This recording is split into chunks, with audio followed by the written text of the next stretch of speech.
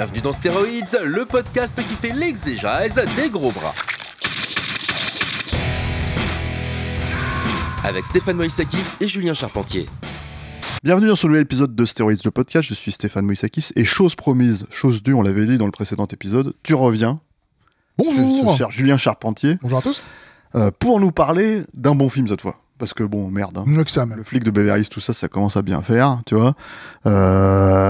US Marshal, tout ça, voilà. On commence pas, toi, hein. Il fallait. Non, mais on a déjà fait l'épisode. Et on va parler de Narc. Tu as ramené ton DVD. J'ai ramené mon Voilà, DVD. je le montre à l'écran parce qu'en fait, le truc, c'est que, faut le dire, ça n'existe qu'en DVD, chez nous en tout cas. Ouais, mais du coup, ça devient. J'ai l'impression, peut-être que je me trompe, mais que ça devient un film oublié. C'est Faut surtout possible, pas oublier ce film-là, quoi. voilà, c'est possible que ça devienne un film oublié. Alors, Narc de Joe Carnahan, hein, qui n'est pas son premier film. Voilà, son premier film, c'était un film qui est sorti chez nous qui s'appelait Blood and Bullets en DVD. Qui est sorti confidentiellement, non? Très confidentiellement, c'est sorti chez Metropolitan. D'ailleurs, après la sortie de Narc, il me semble, si je dis pas de bêtises, en tout cas, moi je l'ai vu après. Et ça s'appelle en anglais, alors c'est le même titre mais à rallonge, c'est Blood, Guts, Bullets and Octane. Donc voilà. Vraiment une production indépendante un peu cheap. Fauché, même. Ah oui, très fauché sur les bords. Il y a Carnahan qui joue dedans. Moi je trouve un film un petit peu, je fais vraiment juste très rapidement dessus, quoi. Une sous-tarantinerie. C'est-à-dire de la fin des années 90, mais bon, qui lui a mis le pied à l'étrier, qui lui a permis quand même malgré tout de se faire un petit nom dans la scène indépendante américaine, quoi, pour arriver avec ce script de Narc et, comment dire, surtout intéresser des grands noms comme Ray Liotta et Jason Patric. Et Jason Patric, le grand nom. Bah, Jason Patric, qui quand même malgré tout avait eu une carrière à l'époque. Hein. Bon, certes, il sortait de Speed 2, mais tu vois, mais voilà, ça restait quand même un nom suffisamment bankable pour pouvoir financer. Alors difficilement, hein, faut le dire. Oui, on est sur un petit budget. On y reviendra, qui a eu quelques problèmes pendant sa fête. Mais un vrai budget de cinéma, par contre, c'est ça aussi qu'il faut dire, quoi. Alors, comme j'aime bien faire, je vais te lancer sur le pitch de Narc. Bon, ce qui est pas très compliqué, mais. Alors, Narc, c'est l'histoire d'un flic des stupes qui, c'est un flic sous couverture, et un jour, sa couverture se fait griller, et il se retrouve dans une fusillade. Et dans cette fusillade, il y a une victime collatérale, ce qui fait que lui est à la fois en procès et en plein questionnement avec lui-même pour savoir s'il va continuer son métier. Et il y a un capitaine de police qui lui dit, bah écoute, on a une enquête sur un flic qui est mort, dont on n'arrive pas à se dépatouiller, on aurait besoin de quelqu'un. Si tu nous aides, t'auras ce que tu veux.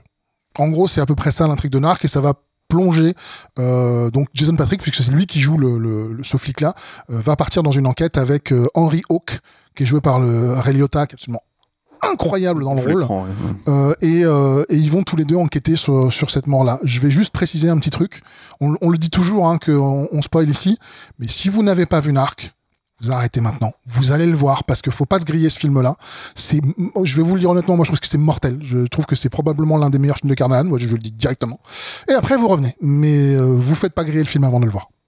Il y a ça, alors comme on l'a dit, il y a un DVD chez nous, hein, vraiment c'est pas sorti en Blu-ray, c'est quasiment sorti en Blu-ray nulle part. Il faut quand même préciser que Arrow a sorti une version 4K 4K, très récemment. Limitée, sous-titres anglais seulement, voilà. États-Unis seulement, donc pas si facile à vous trouver. êtes équipé, vous pouvez quand même le commander, le voir comme ça, et évidemment c'est comment dire, je pense la meilleure façon de voir le film aujourd'hui, parce qu'en DVD, bon, c'est un peu compliqué, quoi. Ah bah c'est-à-dire que j'ai toujours mon DVD parce qu'il n'y a pas autre chose. Moi je rêve de l'avoir dans un autre master, parce qu'en plus c'est un master, étant donné que c'est un film à petit budget, t'imagines bien que le master DVD c'était pas l'un des masters les plus éclatants à l'époque du DVD. Déjà, ouais. Donc aujourd'hui, il est vraiment, c'est vraiment surtout, sale, c'est un très beau produit M6 vidéo. Donc en fait, j'ai envie de dire, M6 vidéo, ça n'a jamais été les pontes en fait du DVD. Donc quand on a discuté hors champ, donc quand on s'est décidé sur ce film-là, je t'avais dit, il me semble que le début, il est tourné en 16 mm, parce que c'est vraiment crade, absolument pas. C'est juste que c'est le DVD qui est dégueulasse. Ouais. Non, c'est effectivement, il y a cette espèce de risque. Alors c'est marrant parce que quand même, le truc, c'est que Joe Carnahan il a une carrière quand même depuis. Moi, c'est un réalisateur que j'aime beaucoup. On a notamment fait un épisode sur Boss Level de Sale Temps pour un film. Yannick a fait un épisode de Cop Shop, qui je crois s'appelle Descente au poste ou un truc comme ça. En France, c'est sorti sur Amazon. C'est le titre québécois. En Blu-ray, il a gardé le titre Cop Shop parce qu'il est sorti en Blu-ray. Ah, c'est sorti en Blu-ray. Voilà, donc Cop Shop qui est disponible sur Amazon Prime, je crois. Voilà, maintenant, ça reste un réalisateur, comment dire, son film peut-être son plus gros succès, on va dire, même si tout est relatif en fait, c'est son adaptation de l'Agence Tourisque, qui est pas, moi qui était déjà sentais un petit peu le compromis à cette époque-là, quoi. Mais bon, dans lesquels il y a quand même quelques beaux restes, voilà. Le truc, c'est que ça, c'est peut-être son film le plus vu. Oui. Mais je pense que son film le plus connu, ça reste quand même le plus connu. En tout cas, je pense que ça reste Narc, et pour une raison très simple en fait, c'est-à-dire que c'est une belle success story à sa manière, quoi. Alors, je trouve que Joe Carnahan, il a quand même une carrière qui est très inégale et qui a presque deux versants dans la carrière. Je ne vais pas parler du côté indé versus blockbuster, mais plutôt de deux versants de sa personnalité qui sont, t'as d'un côté un pessimiste fan de drame puissant incarné, et de l'autre comme bien quand même déconner en buvant un whisky, quoi. Et j'ai l'impression que toute la carrière de Carnahan s'est construite là-dessus. Mais ça, il le reconnaît lui-même, c'est marrant, parce que en fait, ça fait partie des conversations. Alors, pour situer un peu la noirceur de Narc, parce que c'est un film très très noir, il faut préciser qu'en fait, ça lui a valu un divorce derrière, parce que en gros, moi je suis comme toi, j'aime beaucoup le film. J'émets quelques réserves en fait sur l'écriture et sur certains points en fait spécifiques, bon, qui sont plus sur l'écriture d'ailleurs que la mise en scène ou ce genre de choses, parce que sur la mise en scène c'est quand même un film qui a été tourné en 28 jours. À une époque où on tournait pas en pellicule en 28 jours forcément, donc c'était quand même, ça a été fait à l'arrache. Il y a beaucoup de problèmes de production, on va en parler, mais c'est sur certains points d'écriture où je le trouvais un petit peu, je me rappelais pas que c'était aussi parfois explicatif en fait, on va dire dans la deuxième partie du film. Mais bon, ça reste quand même un film extraordinairement habité, et c'est ça qu'il faut pointer du doigt, c'est-à-dire que en gros, son divorce en fait, il est dû au fait que lui-même s'est plongé dans cette histoire, quoi. Alors faut préciser que ça vient à la base d'une idée qu'il avait sur un court-métrage qui s'appelait Gunpoint. Gunpoint, en fait, c'était un tout petit court avec l'idée dans les années 90 en fait de revenir au cinéma âpre, violent, cinéma policier de William Friedkin, de French Connection et tout ça, quoi. Sa volonté, c'était vraiment, il y avait c'était un récit assez court en fait, et sa volonté en fait c'était de raconter l'histoire d'un flic au bout du rouleau, quoi. Et on savait pas exactement ce qui lui était arrivé, et en fait en gros le point commun, et là c'est là où on rentre dans le territoire du spoiler, mais de toute façon faut vraiment, pour parler de quelques scènes quand même assez fortes en fait du film, il faut spoiler, quoi. L'idée en fait c'est que c'est un flic qui s'est suicidé, quoi, et c'est ça le fameux gunpoint en fait du titre, quoi. En sachant en plus que avant même Gunpoint, il y a eu une impulsion créative, qui est un documentaire américain sorti dans les années 80, qui s'appelle donc The Thin Blue Line en français. Il y a un titre français, c'est Le Dossier Adams, qui est l'histoire d'une erreur judiciaire d'un type qui a été condamné pour un crime qu'il n'a pas commis. Et là, moi, je trouve ça passionnant de voir qu'on part de l'histoire d'un gars lambda, qui a été accusé à tort d'un crime et qui a fait de la prison pour ce crime. Et c'est là qu'on voit quelqu'un qui digère ses influences. C'est-à-dire que ça a beau être son influence, Narc ne raconte pas l'histoire d'un gars lambda. Non. Ça raconte l'histoire d'un flic où l'intégralité du film va te tourner, toi, en tant que spectateur, vers c'est lui. En fait, c'est pas lui. Il y a ça, il y a la notion aussi que ça n'existait pas. Alors, faut recontextualiser. Chez nous, le film est sorti en 2003, en salle en été. La problématique en fait de sortir le film, on va dire entre guillemets, à ce moment-là, par rapport au moment où il a été tourné, par rapport au moment où il a été présenté à Sundance, c'est que tu avais très très peu de cinéma policier de cet ordre-là, ça c'est sûr, mais surtout en fait les séries de télé commençaient à revenir en fait sur le devant de la scène avec ce genre de référent en fait. Donc je pense évidemment à The Shield, qui est quasiment sorti en même temps, quoi, en 2001-2002, quoi.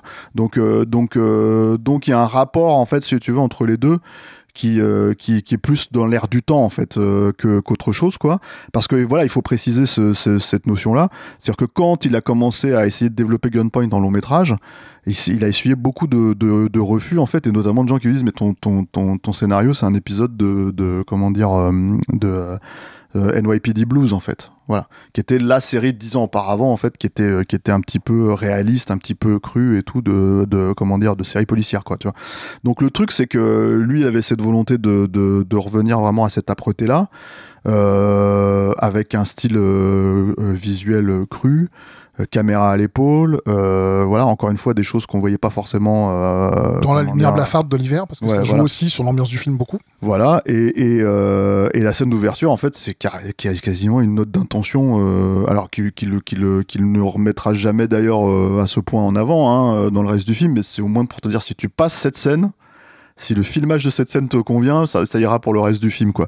C'est donc une scène où il poursuit un dealer quoi, dans les rues de Détroit, sauf que c'est tourné au Canada. Ça a été tourné aussi pour quelques plans à Détroit, mais oui, essentiellement au Canada parce que ça coûte moins cher. Voilà, et en gros... à Toronto, hein, donc il y a une ville qui ressemble à Détroit. Oui. Après, comment dire, il le dit d'ailleurs lui-même dans son commentaire audio, comment dire, Carnahan, c'est que ils sont allés tourner dans un endroit un peu crasseux de Toronto.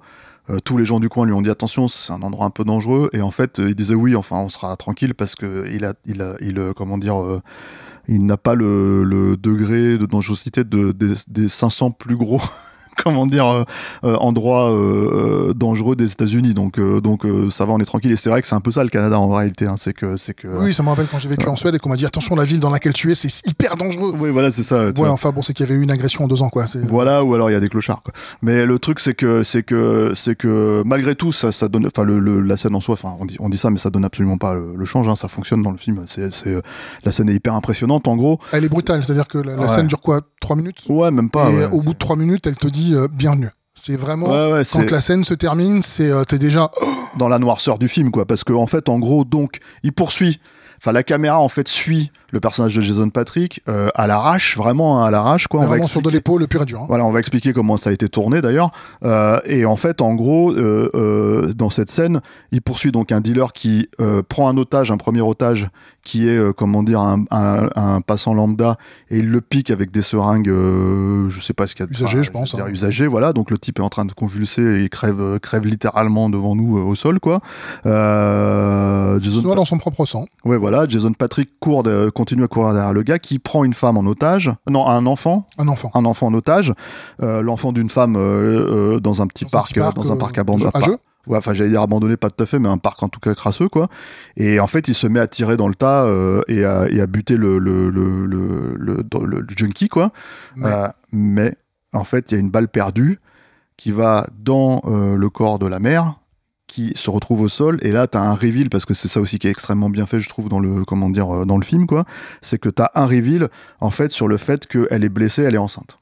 Et donc en gros elle est blessée au niveau de l'aine, et voilà. Donc du coup elle se tourne et là on voit qu'elle est enceinte. Voilà, exactement. Et ce que je trouve la note d'intention la plus forte du film quasiment, c'est même pas seulement cette scène, c'est la continuité de cette scène. C'est-à-dire, avant cette scène, on le voit en train de réfléchir, en train de se remémorer ce moment clé de sa vie, quoi. Et en fait, dans la scène juste après cette scène-là, qui est une scène extrêmement forte, extrêmement puissante et tout, encore une fois filmée à l'arrache, caméra à l'épaule, etc., dans un simili-plan séquence, même si c'est pas tout à fait un plan séquence. Juste après, en fait, dans cette scène-là, on le voit dans la douche. Avec son petit à lui. Alors non, justement, il y a aussi un reveal. C'est ça le truc en fait qui fonctionne quoi. C'est-à-dire que tu le vois sous la douche, tu te dis ok, bon bah il est en train de jongler avec tout ce truc-là. Sauf qu'en fait la caméra panote sur le bas et en fait on le voit justement avec son enfant. Et c'est aussi un reveal. Et je trouve que la façon dont c'est joué, c'est extrêmement fort quoi. C'est-à-dire moi je trouve que c'est bouleversant, littéralement. Voilà. C'est-à-dire que tu avec ça. Tu te mets immédiatement dans la peau du personnage. Si tu l'es déjà pas sur la scène d'intro où il vient de faire un acte horrible et il s'en rend compte, tu arrives juste derrière avec un moment de pureté entre un père et son fils, mais qui est perverti par la scène que tu viens de voir. Et de conséquences, c'est-à-dire émotionnelles, c'est-à-dire que vraiment il y a cette notion où tu te dis ok, on va voir un film assez lourd, quoi, assez chargé émotionnellement et tout, quoi. Et c'était une des promesses du film, hein, quand le film est sorti d'ailleurs, c'était oui, il y a des films policiers qui sortent, oui, comment dire, je veux dire, à Hollywood on fait, etc., mais en fait, ils traitent jamais vraiment en fait les affres de ce que ça veut dire d'être flic et de arpenter les quartiers pourris et de se retrouver face à la misère humaine et tout ça, etc. Et là, en fait, on va le traiter, quoi. C'est-à-dire, on n'est pas en train de regarder, je sais pas moi, Bone Collector ou ce genre de film, en fait, ce genre de cinéma policier un peu lambda et tout, quoi. On est vraiment en fait dans le cœur de ce que ça raconte, quoi, le cœur de ce qui se passe. Et jusqu'à comment dire, enfin ça donne une gravité déjà à Jason Patric, parce que faut quand même aussi reconnaître que c'est pas le plus grand acteur au monde, hein, Jason Patric. Enfin moi je sais qu'il m'a jamais marqué. Il y avait un film quand même où il était pas mal qui s'appelait Rush.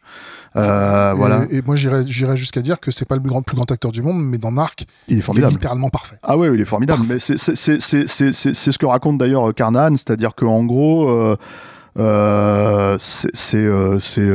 et lui et Ray Liotta en fait lui en ont fait baver comment dire des ronds de chapeau en fait sur le tournage, parce que c'est des acteurs très méthodiques, très méticuleux, qui ont besoin en fait de chercher la vérité de leur personnage et tout, sur 28 jours de tournage, je veux dire, et il leur doit le film, hein, il le dit, hein, il dit en gros le film n'aurait pas existé si Ray Liotta n'était pas là, quoi, et je pense incidemment Jason Patric aussi, quoi, mais les gars en fait lui ont mené la vie dure, et je pense en fait que c'est pour le bien du film aussi, c'est-à-dire qu'il faut pas oublier que tout aussi habité qu'il soit par le sujet de son propre film, quoi, Carnahan restait un réalisateur, c'était son deuxième film et son premier vrai film officiel, quoi. Donc voilà, donc c'est comment dire, c'est un film fort qui a été dur à accoucher et effectivement, comme tu l'as dit en début, qui ne mérite pas, surtout pas d'être oublié, quoi. Non, pour moi c'est vraiment une perle extraordinaire, parce que c'est émotionnellement puissant. Effectivement, moi j'adore le polar, j'ai toujours aimé ça. Donc moi quand on me dit bah oui, maintenant c'est la série télé qui domine, c'est vrai, mais en même temps je le déplore, parce que y a rien à faire quand c'est sur un grand écran, même si c'est entre guillemets un épisode de série télé sur grand écran, c'est sur un grand écran, ça t'es plus investi quand t'es dans une salle de ciné, quand t'es dans ton canapé. Et ce film-là effectivement réussit cette danse incroyable d'être un polar pur et dur et d'être un drame d'une incroyable puissance, parce qu'on a vraiment les deux, et c'est notamment grâce au scénario, mais aussi effectivement tu l'as dit, Ray Liotta est tombé amoureux du scénario, donc il a accepté de faire partie des producteurs, il a accepté une baisse de cachet relativement conséquente, il a pris beaucoup de poids pour le rôle, puisqu'il a pris une 15aine de kilos je crois, s'il a besoin de conseils je peux lui en donner, et bon, et il est, mais il s'appelle Hawk, hein, ce qui veut dire chaîne en anglais, il porte très bien son nom, quoi. C'est-à-dire que le mec, c'est la charpente sur laquelle tout le film est là, et qui porte le film dans toute sa longueur, parce qu'il porte une espèce de colère que tu ne comprends pas au départ, ou alors que tu ne places pas au bon endroit. Ce qui est aussi très intéressant, c'est que dès la première scène, tu places le personnage à un endroit, parce qu'il est présenté. Le plan, je crois, me semble-t-il, d'introduction du personnage, c'est dans un diner. Et dans ce diner, en fait, Carnahan a une idée toute simple, c'est un plan fixe, hein, où il y a une séparation, ces espèces de décors avec des planches qu'on trouve un peu dans les diners américains un peu moches, et du coup la séparation s'arrête au niveau de Jason Patric, ce qui fait que tu box. Pardon, ça s'appelle un box. Merci. Et donc merci à la technique. Et donc tu vois d'un côté notre ami Ray Liotta, donc Hawk, qui est filmé derrière ça, et Jason Patric qui lui est filmé sans les barreaux. Donc tu vois littéralement le personnage derrière des barreaux, et mine de rien, ça t'influence sur ce qu'est le personnage, puisque dès son introduction, on te dit, par un plan fixe, ce type-là, il y a quelque chose qui va pas. On le découpe, il est derrière des barreaux. Est-ce que c'est lui qui a tué son propre pote? Parce que dans le fond, c'est quand même son pote, ce gars-là, quoi. C'est-à-dire que en fait, ils doivent enquêter sur un crime qui a eu lieu un mois auparavant, qui est la disparition d'un flic, et il faut trouver des résultats. C'est-à-dire qu'il faut impérativement qu'on trouve les coupables, parce que l'enjeu principal de ce truc, c'est que il y a la femme du flic en question qui pourrait ne pas toucher sa pension, qui pourrait ne pas toucher en fait la retraite, etc. etc. Tu vas apprendre assez tard dans le film, voilà. C'est un enjeu, mais c'est un véritable enjeu, c'est même un enjeu très important. Voilà, donc t'as toute une espèce de notion en fait autour de ça sur la corruption potentielle de ce personnage-là. Oui, parce que t'as dit il faut trouver les coupables. Presque, il faut trouver des coupables. Voilà, pas forcément ça les l'idée, coupables. quoi. Et en fait, on se retrouve en fait dans un film qui avance. Alors, du coup, le truc, c'est que c'est assez marrant parce que c'est un film qui avance comme pas vraiment comme une réelle enquête, je trouve. Comment dire c'est-à-dire que la grande force du film, encore une fois, c'est qu'il est porté par le personnage, quoi. C'est-à-dire que ces personnages sont assez forts. Il y a des pures scènes du quotidien, hein, encore une fois, dans le film entre le personnage de Jason Patric et sa femme, avec. Il y a une introduction aussi qui m'avait beaucoup étonné à l'époque, où elle rentre, Jason Patrick, c'est juste après la douche, il est en train de dormir avec son fils, et elle enlève sa chaussette, elle lui pose le pied sur le visage, et c'est quelque chose j'ai trouvé très bizarre, très tendre, très... Tiens, c'est un vrai couple. Ouais. Et c'est par petites touches comme ça, je trouve que le film... Mais c'est en fait, ça, pour le coup, c'est l'actrice qui le raconte, en fait, en bonus, justement, sur l'édition Arrow. Elle raconte en fait que, en gros, c'est une actrice canadienne, hein, Krista Bridges, je crois. Et en fait, je crois que c'est son nom. J'espère que je me trompe pas. Mais en gros, elle raconte que, comment dire, Alain est en train de cliquer. J'entends les clics de l'ordinateur d'Alain pour aller chercher le nom de l'actrice, quoi. Et en fait, elle raconte que, en gros, elle a pas seulement été castée par Carnahan. C'est-à-dire que Carnahan lui a posé pas mal de questions. Je sais pas s'ils ont fait un bout d'essai, mais en tout cas, il lui a plus ou moins expliqué un peu le projet, comment elle raisonnait avec le projet.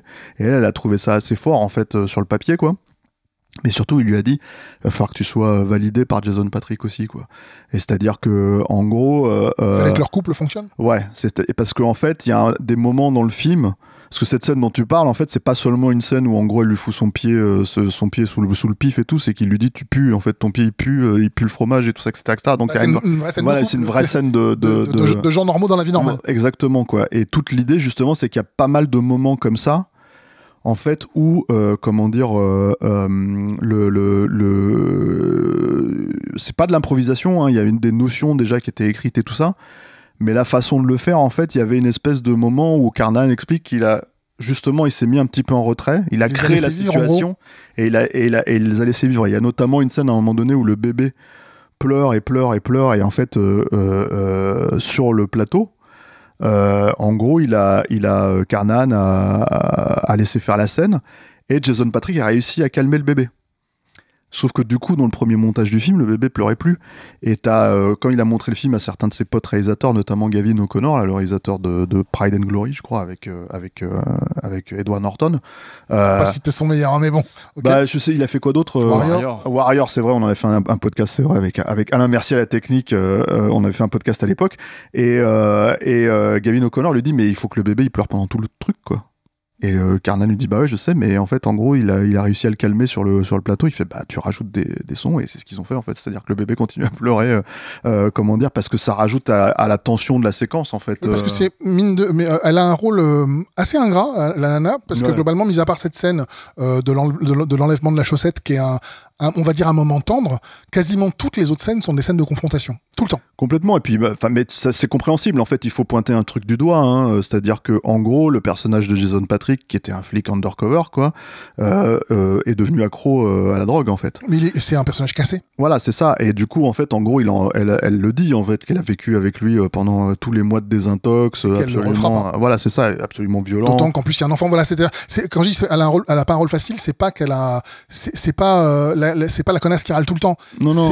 On la met dans une situation où elle est le point d'ancrage qui permet de rappeler que le personnage de Jason Patric est un personnage qui est tout au fond, qui se refuse, qui commence à remonter puisqu'il est plus accro au moment où on le rencontre, mais c'est encore un personnage tout au fond. Il sait pas où il en est, il sait plus qui il est, il a mine de rien honte d'avoir tué quelqu'un, mais il refuse d'accepter le fait qu'il a honte qu'il a tué quelqu'un, ce qu'on voit très bien dans la première scène d'interrogatoire ou de l'enquête. Ouais.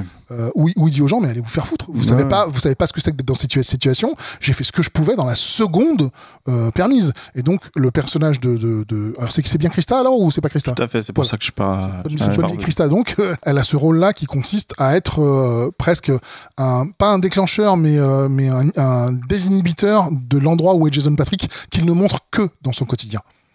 Ouais, il y a ça, il y a aussi, alors il faut préciser ça sur le personnage aussi de, comment dire, de Ray Liotta, c'est qu'il a une scène absolument incroyable, et lui en tout cas il est absolument incroyable dans cette scène, en fait, c'est la scène où il parle de sa femme, quoi, sa femme qui a disparu, quoi, et qui est une scène, comment dire, c'est juste un plan, en fait, hein, à travers comment dire, le pare-brise de la voiture, où il est en train de raconter, il est en train de se livrer, en fait, sur sa femme, sur sa femme qui est décédée, quoi, et la scène est hyper touchante, mais même si Carnan rajoute en off, en fait, une image où on les voit tous les deux, quoi, où elle le caresse, et à quel point, en fait, ce personnage qui n'a plus ce havre de paix, en fait, qu'il pouvait avoir avec sa femme, en gros, est tel qu'il est, c'est-à-dire un personnage assez brutal, assez violent, assez direct et tout, quoi.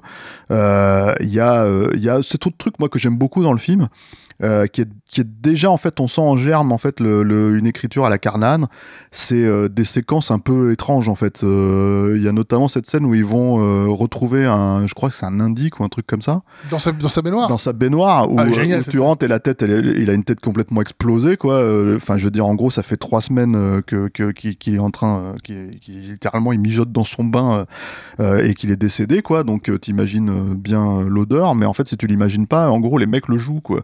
Et c'est ce qui rend la scène hyper, comment dire, odorante, on va dire, quelque part, quoi. Hyper dégueulasse, quoi. C'est que, en gros, tu les vois arriver avec et ils mettent leur mouchoir sur la tronche et ils peuvent pas, quoi. Ils peuvent pas. Et en fait, ils sont en train de raconter toute la scène. Jensen Patrick Tellis, je crois, son personnage s'appelle, ne peut pas. Alors que Hawk et son pote le coroner, hein. Le coroner, lui, eux, ils peuvent, ils font bon, ils puent, ok. Et c'est là aussi que je trouve que c'est une scène très intéressante, c'est que pour moi, c'est alors tu pourrais te dire cette scène n'apporte pas grand chose, mis à part une scène entre guillemets cocasse. Je mets quand même alors qu'en fait, si, elle est fondamentale, cette scène, parce qu'elle va apporter un tout petit peu de légèreté dans un film qui en a très peu. Elle va apporter la relation entre le coroner et Ray Liotta. Bon, même si c'est vraiment un point d'intrigue, en fait, plus que... C'est un point d'intrigue, mais c'est littéralement un setup and payoff, c'est-à-dire un setup and payoff bien fait, qu'est-ce que c'est que on va te le mettre pendant qu'il se passe autre chose, tu te concentres sur l'autre chose. Là, littéralement, le gars dans sa baignoire qui s'est en fait explosé sa tête lui-même parce qu'en fait il a fait tomber sa pipe à crack là, et en fait, c'est tellement feignant qu'il a pris son flingue. Il a pris son flingue et il s'est tiré une bastos dans la gueule, quoi, pour s'en servir comme pipe à crack. Et donc on te fait ça qui est en gros la diversion, sauf que l'intérêt narratif de la scène, c'est bel et bien de te dire il y a une relation qui existe entre le personnage du coroner et Hawk, et elle va avoir de l'importance dans les révélations que le film donnera plus tard. C'est ça. Alors, et après, il y a cette notion de comment dire, il y a, je trouve aussi, un flashback assez bien employé. Alors c'est marrant parce que Carnine en parle dans le commentaire audio, il dit en gros oui, il y a des gens qui m'ont demandé si dans ce flashback, en fait, c'est dans un tunnel et c'est exactement ce qui s'est passé avec le flic qui s'est fait tuer, quoi. Sauf que, évidemment, c'est filmé, comment dire, en flou. Donc, en fait, avec une déformation du décor, en fait, dans le truc. Et les mecs, t'as des spectateurs qui sont venus le voir à Carnan et qui lui ont dit, est-ce que vous avez essayé de faire en sorte que ça soit l'iris d'un œil et tout ça, etc. Il fait oui. Mais en fait, évidemment, c'était pas du tout vrai, quoi. Mais toujours est-il que la raison pour laquelle, en fait, on peut se poser ce genre de questions, c'est que il définit ce flashback, en fait, en tout cas la façon dont il introduit, il définit au départ, en fait, même la question qui est posée aux spectateurs et qui est posée aux enquêteurs, quoi. C'est-à-dire, en gros, qu'est-ce qui s'est exactement passé? Et ça, il le définit super bien. Je trouve que c'est hyper dur, par moment, de trouver une image clé, en fait, qui évoque ce genre de questionnement, ce genre d'idée générale. Et là, je trouve que c'est hyper fort, en fait, la façon dont il le fait, quoi. Même si après, il va utiliser le flashback suivant différents points de vue. Et c'est là, en fait, on arrive à peu près vers la fin du récit. Hein. C'est un film assez court, hein, un arc, c'est 1h40, 1h45, quoi. Mais qui est énormément ramassé dans son dernier tiers, quoi. C'est-à-dire qu'en gros, ça pourrait presque... En fait, je sais pas ce que t'en penses, mais on pourrait presque en faire une pièce de théâtre en huis clos. Ah ouais. Parce que t'as vraiment les 45 dernières minutes, en fait, qui se jouent que sur ça, sur deux, criminels potentiels, dont un est interprété par le rappeur Busta Rhymes. Et en gros, toute l'idée, en fait... Celui qui a fait un high kick à Michael Myers dans Halloween Résurrection. Hein, il est important. La même année. Film. La même année. La même année. Quelle carrière. Ah, voilà, voilà. Après, Busta Rhymes, il a pas fait trop de films, hein. Tant mieux. Hein. Ouais, non, mais après, il est très bien dans le film. Hein. Justement, il y a un espèce de truc où il est super bien employé et aussi, encore une fois, mis en condition par par Carnahan, quoi, parce que donc c'est une scène dans un entrepôt, c'est des mecs qui passent des bagnoles et tout ça, etc. Mais bon, en fait, tu comprends que c'est des dealers aussi, tu comprends que en gros, c'était les dealers du flic, comment dire, qui s'est fait tuer. Et là-dedans, en fait, t'as toute une espèce de notion où, comme tu l'as dit, il faut trouver des coupables. Il faut en fait, voilà. Et la raison pour laquelle il faut trouver des coupables, on le spoil, hein, c'est parce que en fait, si le flic comment dire, s'il est avéré que le flic... Si le flic était à cet endroit-là, ce jour-là, et en tant que flic infiltré, c'était pas du tout pour son enquête, c'était parce qu'il vendait absolument tous les secrets qu'il pouvait pour avoir sa dose, parce qu'il était devenu complètement junkie. Voilà, c'est ça. Et le truc, c'est que du coup, en fait, ça deviendrait un flic désavoué, qui ne toucherait pas sa pension, qui ne toucherait pas, en fait, comment dire, la retraite, en fait, dont la famille ne toucherait pas la retraite après sa mort, etc. etc. Et là, on en revient au setup and payoff dont je parlais, parce que c'est forcément quelque chose qui me fascine. C'est que dans la scène dont tu as parlé, dans la voiture, filmée à travers la vitre de la voiture, où il parle de sa femme, il parle aussi de son plus grand sauvetage, qui est une scène où, en fait, il a sauvé une petite fille, qui était une petite fille de dealer, quoi, en gros. Tout le monde a été massacré. Qui a été prostituée. Hein, à 10 ans. Donc, quand on vous dit que c'est un film noir, on plaisante pas. Et en fait, il l'a sauvé. Tu sais, t'as cette anecdote, je crois, que raconte Olivier Marchal, que c'est aussi ce qui lui est arrivé, qu'il a sauvé une petite fille et qu'il avait l'impression qu'il la sortait des enfers. Et c'est un peu ça, là aussi. Il sort cette petite fille des enfers et setup à ce moment-là. Et le payoff, c'est que la petite fille en question, c'est la femme de voilà, on la revoit à un moment donné dans le film, hein, puisque comment dire, Jason Patric vient lui poser quelques questions, quoi. Mais tout se joue en fait dans cet entrepôt, et c'est là, moi je trouve, alors c'est un petit peu, je trouve, les limites, comment dire, du film, entre guillemets, c'est-à-dire que en gros, finalement, tout est expliqué par le biais de dialogue beaucoup. C'est-à-dire qu'en gros, évidemment, il y a des scènes, hein, c'est-à-dire qu'en fait, quand il y a un questionnement autour du flashback, il y a une multiplication de points de vue. Alors, il s'est passé, qu'est-ce que le personnage de Hawk sait, qu'est-ce que le personnage de Jason Patric ne sait pas, et en fait, évidemment, le spectateur penche du côté de Jason Patric, donc il se pose tout un tas de questions, quoi. Donc là-dessus, il y a quelque chose d'haletant, en fait, à ce moment-là, dans l'idée de savoir exactement ce qui s'est passé, mais je trouve, en fait, que ça passe un peu trop par l'écriture et par les dialogues et par la façon de, voilà. Heureusement, fort heureusement, toute la scène est quand même extraordinairement tendue par ailleurs, quoi, et extrêmement bien jouée, quoi, parce que en gros, ils ont tourné dans un entrepôt véritablement abandonné, donc véritablement crade. Voilà, et véritablement frigorifié, quoi. C'est-à-dire qu'en gros, quand Carnahan disait que, à part sur le territoire des loups, où il savait que de toute façon il avait tourné en décor naturel, dans la neige et tout ça, etc., c'est littéralement le plateau le plus froid qu'il a jamais connu, quoi. Ils étaient tous en train de se peler les miches et tout en tournant cette scène, et ça se voit en fait d'ailleurs, parce que tu vois en fait les halos de fumée en fait autour des comment dire des comédiens, quoi. C'est un truc tu sais, aujourd'hui depuis que James Cameron a fait ça sur Titanic, où ils ont inventé la fumée en image synthèse qui sort de la bouche des comédiens, ils font ça tout le temps. Mais quelqu'un qui a froid ne se comporte pas, ne se tient pas de la même façon que quelqu'un qui a pas froid. Et donc l'âpreté nécessaire au film vient aussi des conditions de tournage difficiles. Tout à fait, ouais. Si tous les films aujourd'hui qui sont tournés dans leur truc climatisé, ça se voit. Il y a ce truc, en fait, on n'a pas parlé de la fabrication de la scène d'ouverture, mais en gros, toute l'idée de la scène d'ouverture, c'est qu'elle devait être tournée en steadicam.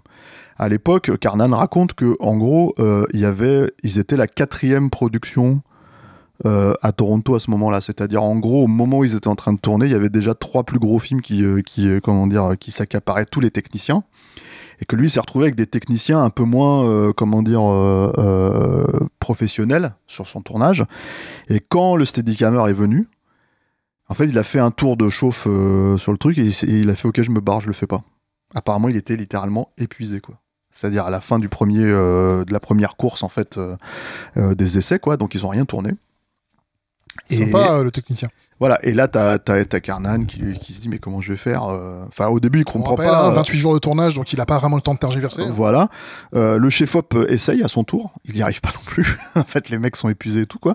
Et du coup, il a été décidé de mettre ça sur le, en fait, c'est un cascadeur, en fait, qui n'est pas du tout cadreur, qui est pas caméraman, en fait, qui a pris la caméra et qui en fait a couru parce que il y a aussi cet élément de surprise qui n'était pas forcément attendu, c'est que Jason Patric apparemment court très très vite et donc en fait en gros il a été question de comment dire de mettre ça sur la caméra sur un cascadeur et c'est lui qui lui a coursé derrière avec comment dire d'ailleurs comme on l'a dit en fait c'est pas tout à fait un plan séquence donc c'est cuté dans le noir, comment dire, parce qu'il traverse des petites maisons, des choses comme ça.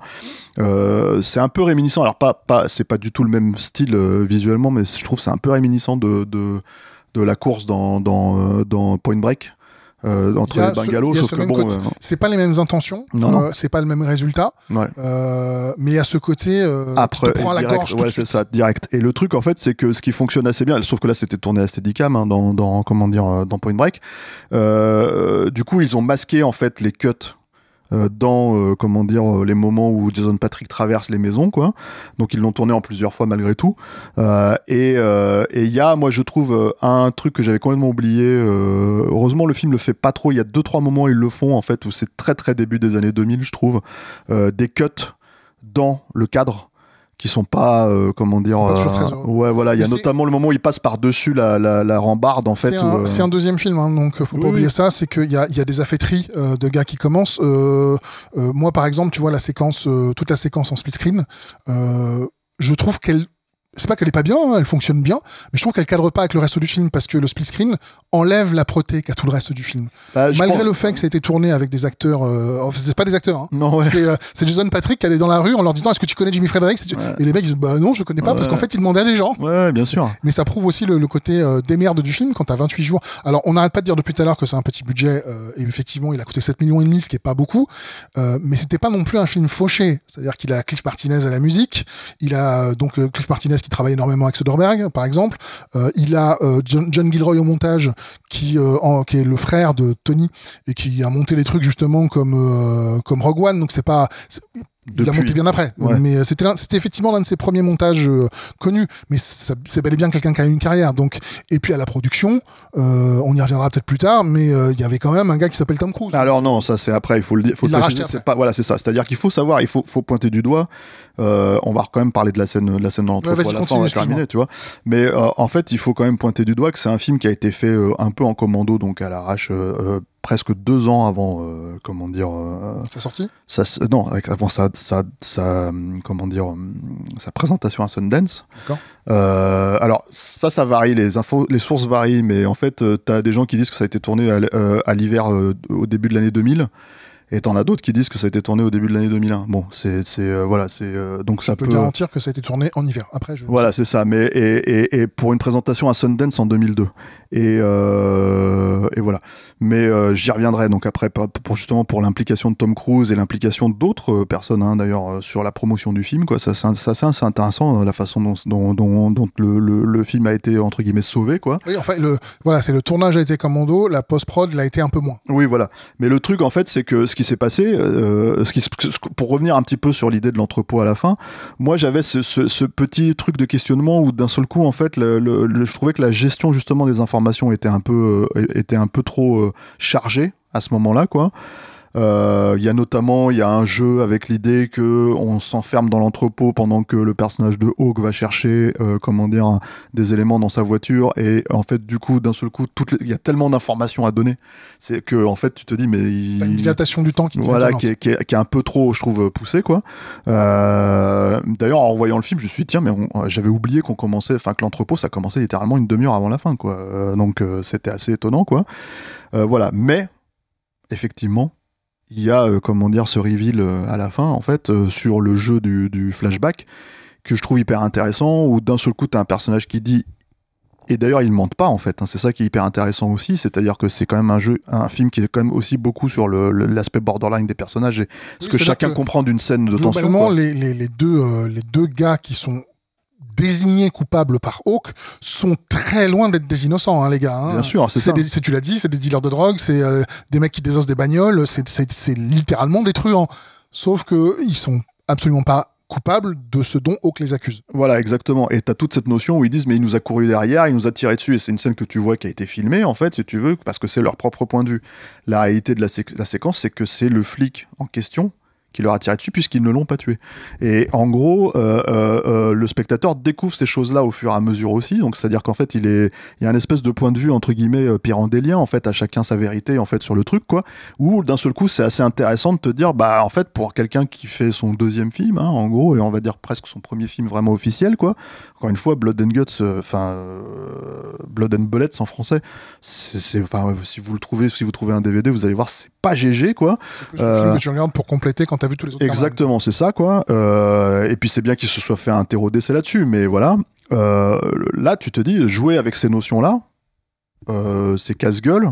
Et finalement, il le réussit assez bien parce que pour le coup, tu comprends. Tout est clair à la fin du film. Et t'as des prémices très simples, une intrigue qui semble très simple, et juste avec cette scène pyrrhandélienne, effectivement, où on voit les différents points de vue, etc., tu finis par te rendre compte que c'est beaucoup plus complexe que ce que tu avais, puisqu'on t'a donné des fausses pistes sans arrêt, parce que en fait, la scène d'intro dont on a parlé fait aussi partie de l'intrigue, alors que c'est pas une obligation, mais c'est bien vu de le faire. Non, bien sûr. De dire en fait, c'est le nœud non pas seulement de Hawk, c'est le nœud de tous ces personnages. Bien sûr, et en fait c'est là où le film concerne absolument tous ces personnages-là, quoi. Donc le truc c'est qu'il y a cette notion-là, et il y a cette idée que quelque part, en fait, si tu veux, le dernier acte, aussi corrompu soit-il en fait, de Hawk, il y a un fond de pureté en fait. C'est un acte d'amour, c'est ça qui est fou, ouais. et c'est pour ça que c'est un drame. Voilà. C'est que globalement, oui, cette scène finale où tu finis par te rendre compte que Hawk n'est pas celui que tu pensais être depuis le début, à savoir un salopard qui a tué son coéquipier pour des raisons que tu ne comprenais pas encore, c'est pas du tout ça. C'est un gars qui voulait sauver son coéquipier, qui n'a pas réussi, qui a vu son coéquipier se suicider, et qui va donc tout faire pour masquer ce suicide, pour que la petite fille qu'il a sauvée et qu'il considère comme sa propre fille 15 ans avant, et dont il a projeté tout l'amour qui lui restait d'autant qu'il a perdu sa femme, c'est pour sauver ce personnage-là qui fait tout ça. Et évidemment les enfants qui sont nés du couple. Voilà. Et donc du coup, effectivement, c'est un acte d'amour, c'est un acte de pureté. Et je pense en fait que c'est ce qui vaut au film, en fait, ce qui lui a valu son succès à Sundance. C'est-à-dire qu'en gros, Carnan racontait que, évidemment, il était totalement inconnu au moment où il a présenté le film. Il y avait effectivement, Ray Liotta et Jason Patric qui étaient quand même connus à ce moment-là. On était en janvier 2002, pardon. Et en fait, en gros, ce qui s'est passé, c'est que il a compris qu'il y avait un truc qui avait touché le public parce qu'il l'a senti déjà dans la salle, quoi, dans la séance, quoi. Mais surtout, il y a CNN qui a voulu lui parler très très vite derrière, en fait, et l'interviewer en direct, quoi, de Sundance, quoi. Donc il y avait tout un truc où il s'est dit apparemment ça commence à parler aux gens, quoi. Et effectivement, c'est à ce moment-là que ça a parlé à un certain Tom Cruise, qui a fait des pieds et des mains pour que Paramount achète le film. Sachant qu'à ce moment-là, il avait sa boîte de production Cruise Wagner. Exactement. Donc il a pris un crédit de producteur exécutif, c'est-à-dire qu'il a rien à voir avec la fabrication du film. D'ailleurs, c'est exactement le même film, ils n'ont rien changé du tout, hein, pour la sortie du film, quoi. Il a aidé à sa distribution. Il a aidé à sa distribution et il a surtout imposé à Paramount l'idée de le sortir de manière, à l'échelle du pays. À l'échelle du pays, plutôt que des sorties limitées qui sont adressées à ce genre de film. En général, ce genre de film, c'est une sortie de moins de 1000 écrans. Mais pour que vous ayez une façon de comparer, aux États-Unis, une grosse sortie, c'est plus de 3000. Donc c'est le triple. Voilà. Donc quand on a moins de 1000 écrans, dans un pays aussi grand, c'est vraiment pas beaucoup. Voilà. Et l'autre truc, chez nous, un gros film peut sortir jusqu'à 1000 écrans. On n'a pas la taille des États-Unis, hein. Mais le truc surtout, c'est que en fait, il y avait la notion, alors malheureusement ça n'a pas vraiment marché, mais il y avait la notion en fait de sortir le film d'abord en limité à la fin de l'année 2002, pour en fait qu'il puisse concourir aux Oscars, ouais. Et ça n'a pas vraiment donné suite, quoi. Ce qui est dingue, parce que Liotta, mais il est mortel dans le film, quoi. Oui, mais après je pense que tu avais toute la notion pour, je pense que c'était un vrai calcul aussi de la part de Tom Cruise, c'est-à-dire que en gros, c'est Tom Cruise, hein. Bien sûr, mais le truc, il faut le préciser en fait, c'est-à-dire que Carnan était en lice pour réaliser Mission Impossible 3. Et absolument. Toute l'idée, c'était que en gros, il pouvait pas prendre un réalisateur absolument inconnu et le mettre là si le réalisateur n'avait pas une espèce de stature d'aura, voilà, en fait, au préalable, quoi. Je veux dire, à cette époque-là, il faut quand même rappeler que en gros, alors. C'est plus du tout le Mission Impossible 3 qu'on connaît, hein, celui qui est réalisé par J.J. Abrams, quoi. Mais il y avait la volonté de partir dans une direction un petit peu plus sombre, hein. Le premier réalisateur, envisagé à l'époque, merci, de Mission Impossible 3, c'était David Fincher. donc qui sortait de Fight Club et de mon Panic Room, mais en l'occurrence en fait qui est quand même pas connu pour faire de la gaudriole, quoi. C'était une époque compliquée pour les amateurs de cinéma, parce que Mission Impossible 2 avait été un film qui a beaucoup divisé. Il annonce enfin Mission Impossible 3, et là on te dit David Fincher. Yes, bon, David Fincher évidemment s'en va pour différents créatifs. Oh, puis tu vois Narc, et puis on te dit ça va être Joe Carnahan. Tu fais yes, et puis évidemment Joe Carnahan il s'en va pour différents créatifs. Et là on te dit J.J. Abrams. Tu fais oh non. Ouais, moi j'en ai un peu parlé avec Carnahan à cette époque-là, et d'ailleurs il le redit dans les bonus, c'est-à-dire que en gros Carnahan, sa problématique c'est qu'il était trop ingérable en fait à cette époque-là. Aujourd'hui il dit avec le recul, je sais ce que j'aurais fait. J'aurais accepté de faire le film, je me serais battu pour certains éléments, mais en fait le truc c'est que lui dans son idée c'était je t'aime ce que je fais, tu me laisses faire en fait. Enfin bon, Carnahan reste un personnage, je pense, relativement compliqué, relativement intransigeant, puisque des projets avortés, il en a quand même un paquet, et il s'est presque enfermé dans un type qui fait tellement pas de compromis, qui fait ses films à lui, mais qui se retrouve avec comme star Frank Grillo, quoi. Oui, sauf après le problème en fait, si tu veux, c'est que moi je pense que c'est plutôt en fait des compromis. Par exemple, il en a clairement fait dans l'agence Tourisque. C'était la dernière fois. Enfin, là, je te parle de ces 10 dernières années, ouais, quand même. Même Boss Level, je pense que tu vois, il y a quand même des compromis dans le film. Je veux dire, mais le truc que j'entends par là, c'est surtout que en fait, les films qui se sont pas faits, c'est des films comme Killing Pablo.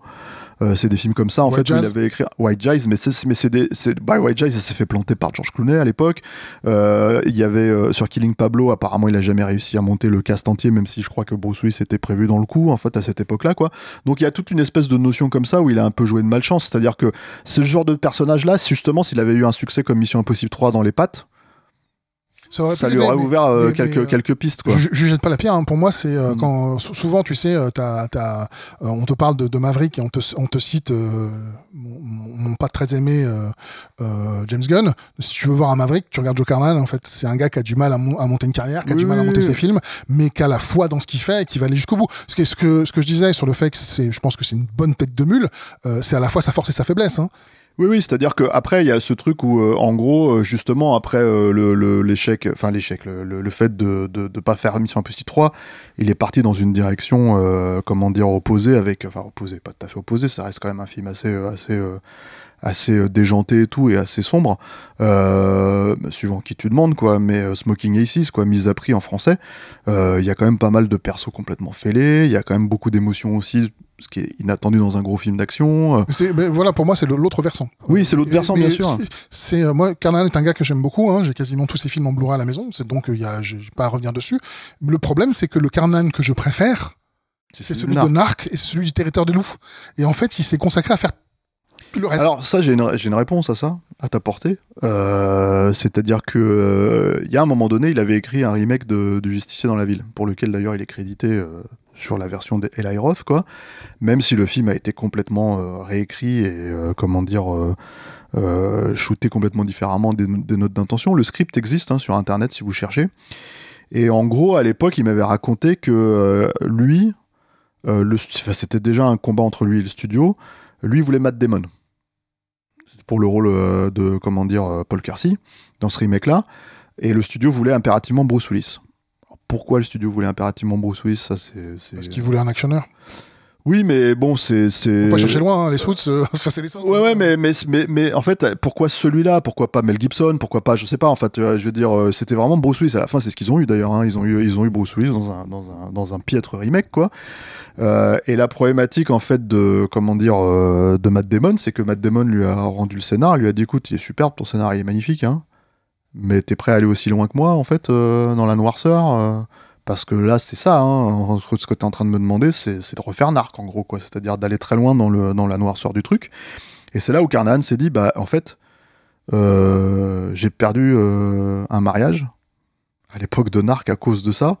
Là, si je recommence, en fait, alors que je viens d'avoir des enfants, alors que tout ça, etc., ça va être la même chose, quoi. Je vais, de nouveau potentiellement en fait me plonger dans une histoire tellement sombre que je vais devenir insupportable pour ma famille quoi et pour ma femme.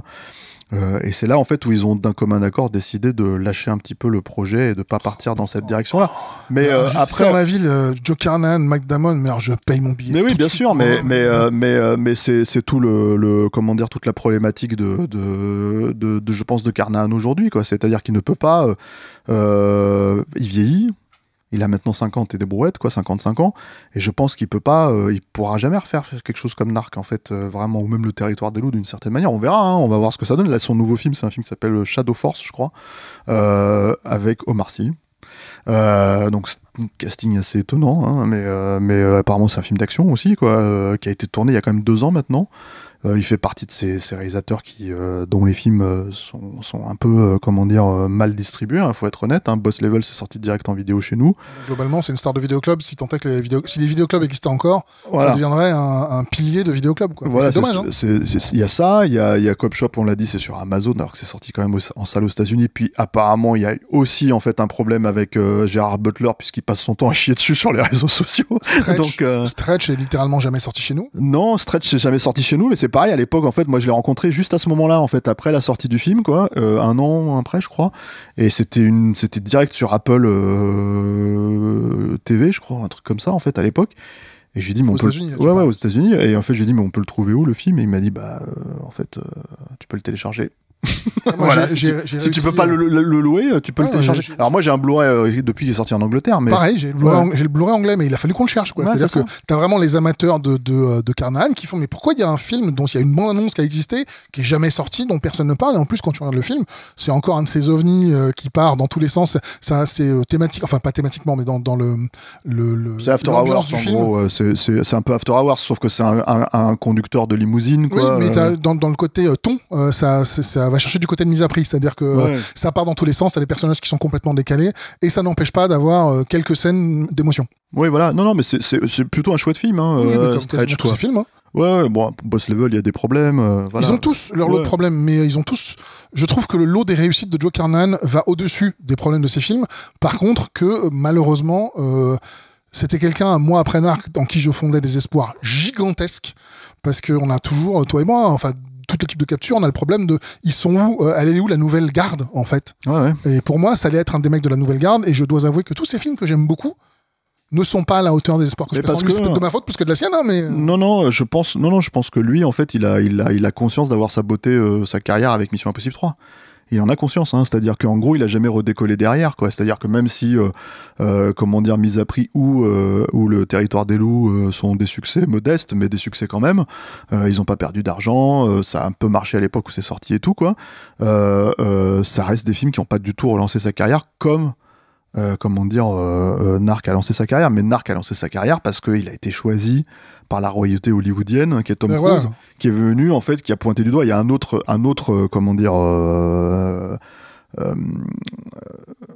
grand réalisateur en fait qui lui a un petit peu savonné le truc à l'époque, c'était William Friedkin quoi, voilà, dont on a fait un MOOC que tu veux montrer, c'est ça. Oui, c'est vrai parce que Alain va me demander aussi de vous vendre le MOOC sur William Friedkin, voilà, merci, c'est bon Alain, avec d'excellents papiers, d'excellents journalistes, exactement, dont tu fais partie.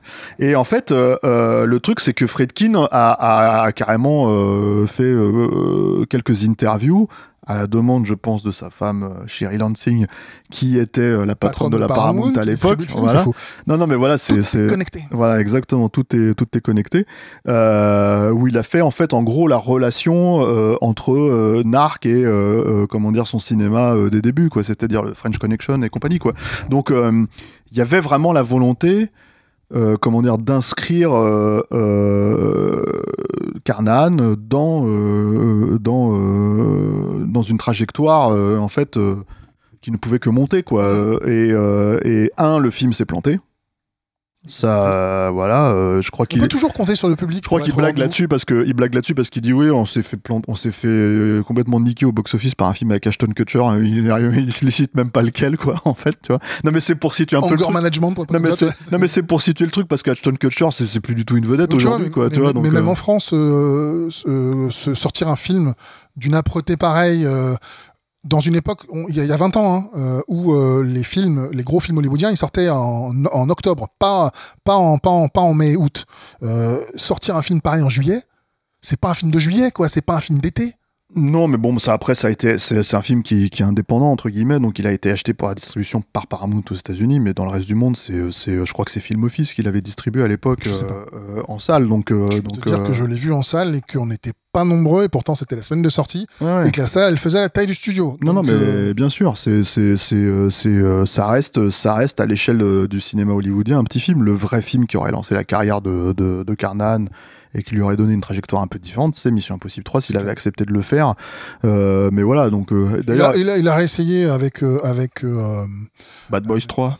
Avec Bad Boys 3, en effet, oui, c'est vrai qu'on en a pas parlé, mais qu'il a été le premier scénariste, réalisateur choisi pour faire ce film, et que je crois qu'il est encore au générique pour l'histoire. Il est au générique, ça doit lui faire de la peine. De la même manière, non, il avait l'air de le défendre aussi, mais même si je pense que c'est encore une fois, c'est une posture un peu, où il essaye de minimiser la casse, quoi, voilà. Mais parce qu'il sait que d'un seul coup, s'il est scénariste d'un gros film qui cartonne, bon bah voilà, en fait, son nom revient un petit peu sur le devant de la scène, quoi. Mais c'est encore un film où il s'est dit, je vais pas le faire parce que voilà, on me laisse pas faire ce que j'ai envie de faire, quoi.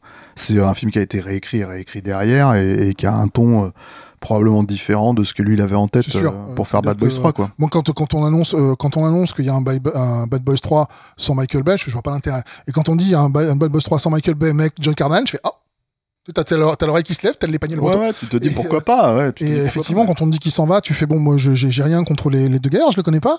J'ai vu Bad Boys 3, bon, je suis pas client du tout de ce qu'ils ont fait, du tout, j'ai même pas vu le 4.